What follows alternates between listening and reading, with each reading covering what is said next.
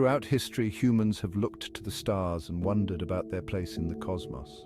This contemplation inevitably leads to the fundamental question, does God exist? This question has captivated philosophers, theologians, and scientists for millennia.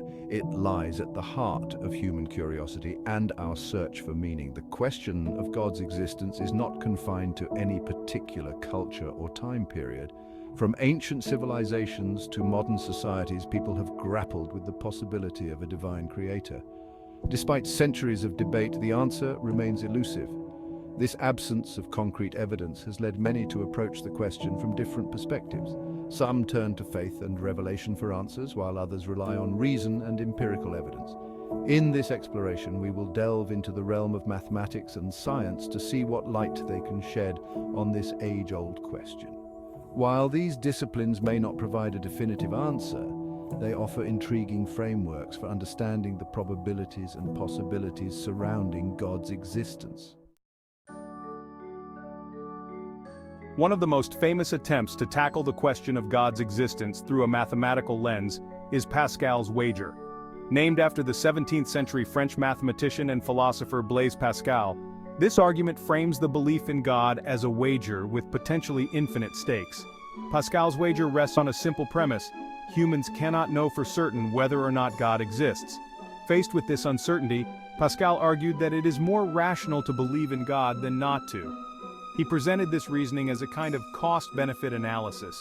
According to Pascal, if God exists and one believes in him, the potential reward is eternal life and happiness.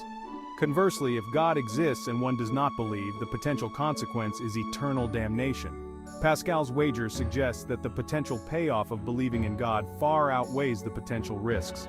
This argument has been both influential and controversial, sparking debate about the nature of belief and the role of reason in matters of faith. While Pascal's wager presents an intriguing thought experiment, it relies on several assumptions that have been subject to criticism. One of the main critiques is that it oversimplifies the nature of belief. Pascal's wager implies that belief is a binary choice. One either believes or does not. People can hold varying degrees of belief, and their beliefs can evolve over time. Furthermore, Pascal's wager assumes that the only possible consequence of not believing in God is eternal damnation. This assumption ignores the diversity of beliefs and the possibility of other afterlife scenarios. Another limitation of Pascal's wager is that it does not address the existence of multiple religions. If one were to accept Pascal's logic, it would be necessary to determine which religion, with its own set of beliefs and potential consequences, offers the most favorable wager. Despite its limitations, Pascal's wager highlights the uncertainty inherent in the question of God's existence. However, to move beyond this simplified framework, we need to explore more nuanced approaches to understanding probability and belief.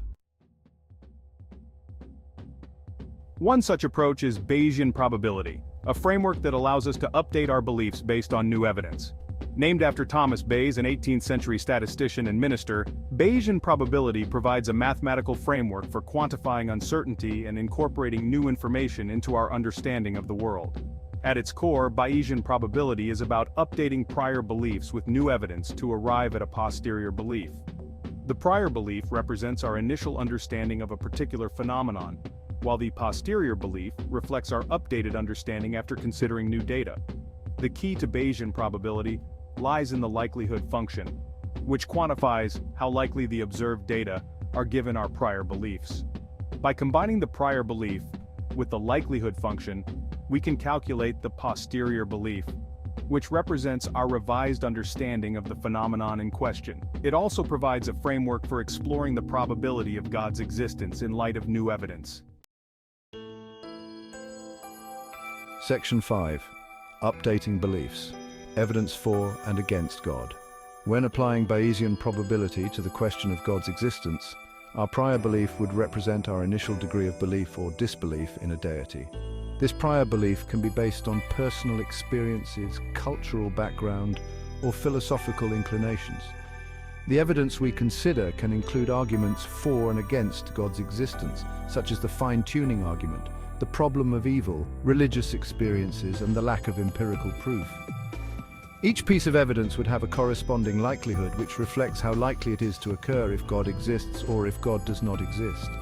For example, the fine-tuning argument, which we will explore in more detail later, suggests that the universe's physical constants are so precisely calibrated for life that it points to a divine designer.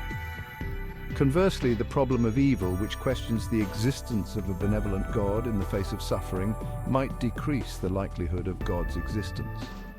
By systematically evaluating the evidence and updating our beliefs accordingly, we can arrive at a more informed and nuanced perspective on the probability of God's existence. Section 6. A finely tuned universe. Coincidence or design? One of the most compelling arguments for the existence of God from a scientific perspective is the fine-tuning argument. This argument stems from the observation that the fundamental constants of physics, such as the strength of gravity, the electromagnetic force, and the cosmological constant, seem to be exquisitely fine-tuned for the existence of life. If even slightly altered, these constants would render the universe inhospitable to life as we know it.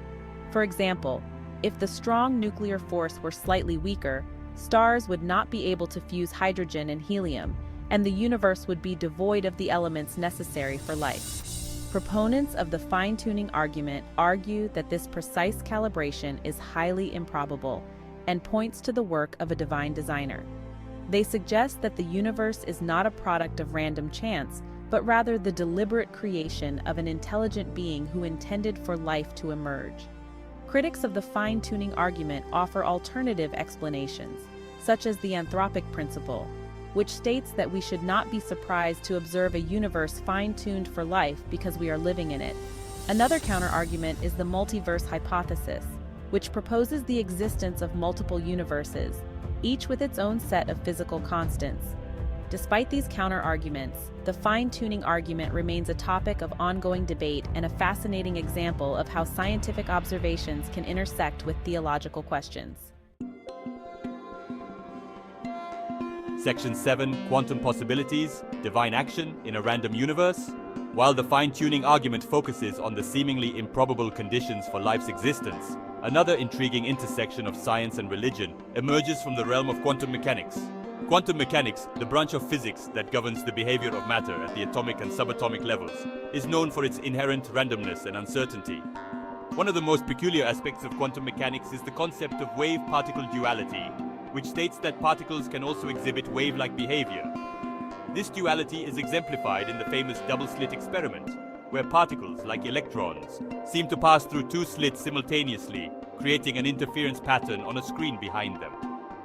This wave-like behavior suggests that particles do not have definite positions until they are observed. Instead, they exist in a superposition of states, representing a range of possible outcomes. The act of observation is what collapses the wave function and forces the particle into a definite state. Some theologians and physicists have speculated that this inherent randomness in quantum mechanics might provide a loophole for divine intervention.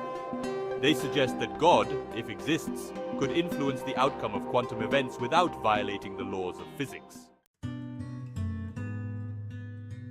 Section 8, the limits of logic, faith, reason, and the unknown.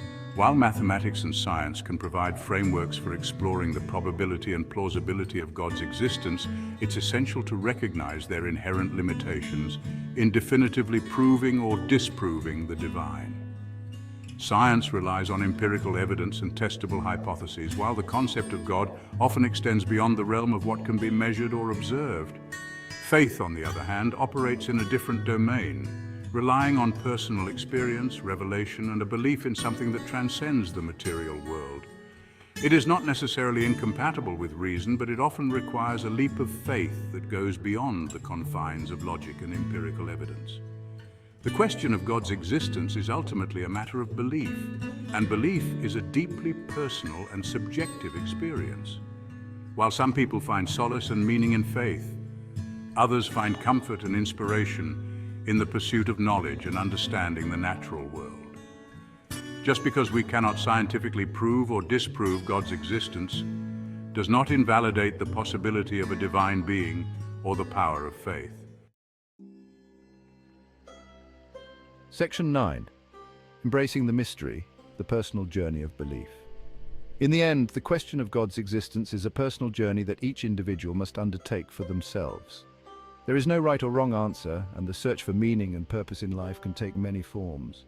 Whether one finds solace in faith, meaning in scientific discovery, or a combination of both, the journey itself is a testament to the human spirit's endless curiosity and capacity for wonder. Instead of seeking definitive answers, perhaps we can embrace the mystery and awe-inspiring nature of the universe. The search for meaning and understanding is an ongoing process, and the question of God's existence is likely to remain a source of contemplation and debate for generations to come.